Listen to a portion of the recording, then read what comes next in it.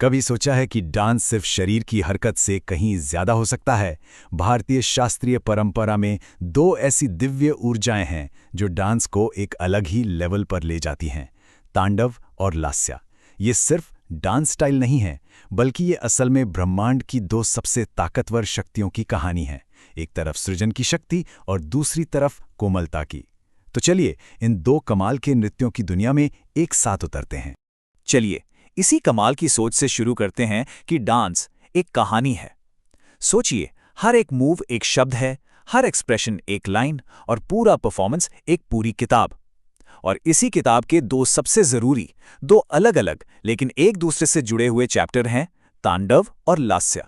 तो सवाल ये है कि इन जबरदस्त डांस फॉर्म्स की जड़ें कहाँ हैं? इसके लिए हमें थोड़ा समय में पीछे जाना होगा, मतलब देवताओं की दुनिया में।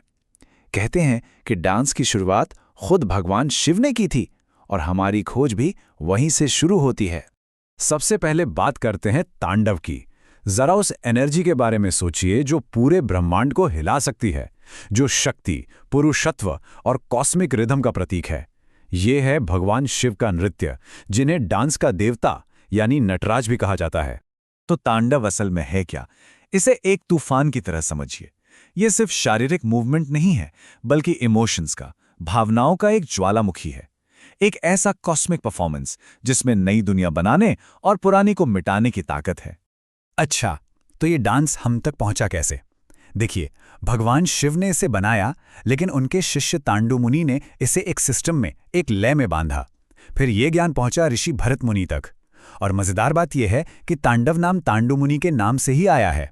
इस तरह ये दिव्य कला हम इंसानों तक पहुंची। 108। जरा इस नंबर के बारे में सोचिए। ये संख्या ही बताती है कि ये आर्ट फॉर्म कितना विशाल और गहरा है। भगवान शिव ने 108 अलग अलग रूपों की रचना की थी और हर एक रूप एक अलग भाव या ब्रह्मांड की किसी घटना को दिखाता था। तो क्या आज भी वो 108 रूप किए जाते हैं? नहीं, वक्त के साथ ये कला 7 मुख्य रूपों में सिमट गई है। जैसे कि आनंद तांडव, जो क्रिएशन की खुशी को दिखाता है, और रुद्र तांडव, जो विनाश के गुस्से को। हर रूप अपने आप में एक अलग कहानी है। तांडव को पहचानना पता है बहुत आसान है। इसकी एनर्जी जबरदस्त होती है। इसमें आपको वीरता और क्रोध जैसी शक्तिशाली भावनाएं, जिन्हें रस कहते हैं, वो देखने को मिलती हैं। मूवमेंट बिजली की तरह तेज होती हैं और पखावत जैसे इंस्ट्रूमेंट्स की गूंजती हुई ताल डांस की ताकत को और भी बढ़ा देती हैं।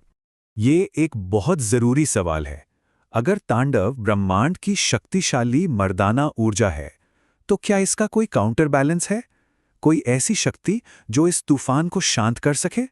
हाँ, बिल्कुल है। और यहीं जन्म होता है लास्या का। ये तांडव की गूंज का एक कोमल सा जवाब है। देवी पार्वती का बनाया हुआ ये डांस शिव की उस जबरदस्त एनर्जी का एक खूबसूरत फेमिनिन जवाब है। लास्या को आप ऐसे समझिए जैसे वो तांडव की आग का जवाब पानी की ठंडक से देता है। ये सुंदरता, ग्रेस और करुणा की भाषा में बात करता है। अगर तांडव दुनिया को बना और बिगाड़ सकता है, तो लास्या उसे प्यार से सींचता है और खूबसूरत बनाता है। तांडव की तरह ही लास्य भी देवताओं से हम इंसानों तक पहुंचा। देवी पार्वती ने इसे सीधे भरत मुनि को सिखाया, लेकिन इसकी एक और खूबसूरत कहानी भी है। पार्वती ने इसे उषा को सिखाया और उषा ने इस कला को द्वारका की औरतों के जरिए पूरी दुनिया में फैला दिया। अब जहां तांडव के 108 रूप थे, वहीं लास्य के 3 मुख्य रूप हैं। लेकिन संख्या में कम होने का मतलब ये नहीं कि ये कम गहरा या कम जरूरी है। इसके तीनों रूप कोमलता और भावनाओं के अलग अलग पहलुओं को बड़ी ही खूबसूरती से दिखाते हैं। लास्य की दुनिया में जब आप कदम रखते हैं ना, तो एक शांति का एहसास होता है। यहाँ श्रृंगार यानी सौंदर्य और करुणा यानी दया जैसी भावनाएं सबसे आगे रहती हैं। हर मूवमेंट बिल्कुल कोमल और सुंदर होती है, जैसे पानी पर कमल तैर रहा हो। और इसका संगीत, वो भी उतना ही मीठा, जो इस कोमल डांस को और भी खूबसूरत बना देता है। तो ये दोनों डांस एक साथ कैसे काम करते हैं? तांडव और लास्य दुश्मन नहीं है, वो तो यिन और यांग की तरह हैं। एक ही सिक्के के 2 पहलू जो एक दूसरे के बिना अधूरे हैं और साथ मिलकर एक परफेक्ट बैलेंस बनाते हैं। यहां पर ना दोनों एनर्जी का वो अद्भुत बैलेंस साफ साफ दिखता है।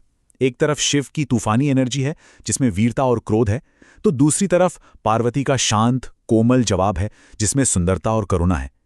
एक अगर तेज बहती नदी है तो दूसरी एक शांत झील, और यही बैलेंस तो ब्रह्मांड को पूरा बनाता है।